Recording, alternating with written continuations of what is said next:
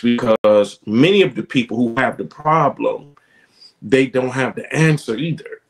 They just have the problem.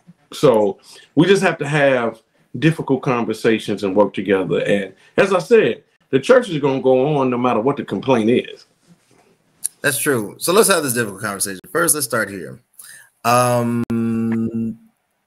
There's been a lot of debating back and forth now, and I feel like we're entering into a slippery slope of what shouldn't we do, what should we do, what is sin, what is not sin. Maybe that's immaturity, or maybe we just need to, you know, draw the lines out distinctly.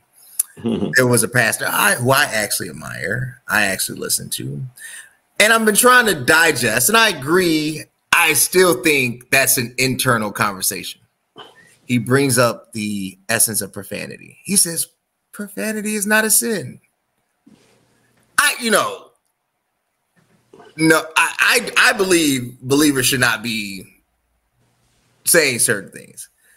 I also am very honest with life and realize, sometimes, tongues don't get interpreted correctly.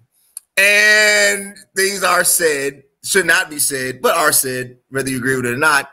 And that should never be our, characteristic, but it can happen. But to say blatantly that is not a sin, are we headed down or is this, I feel like we're heading down a very slippery slope here. Okay. Your cousin, Dr. Luther Walls. Oh, that one. Right, that one. Right. He just doesn't do medicine, but he practices medicine.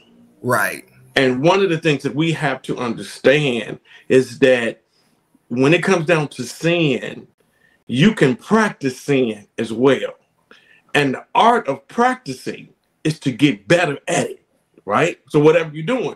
So many times when you practicing sin, you get better at it. So to answer the question, yes, I do believe it's a sinful nature. But Cody, you know this better than I do. In the church that we grew up on, you have salvation and you have sanctification. Right, right. You have this process. But there are those that choose to practice sin. You're not even trying to get better. Matter of fact, you're getting better the other way. So yes, scripturally, it's yearning from a particular conversation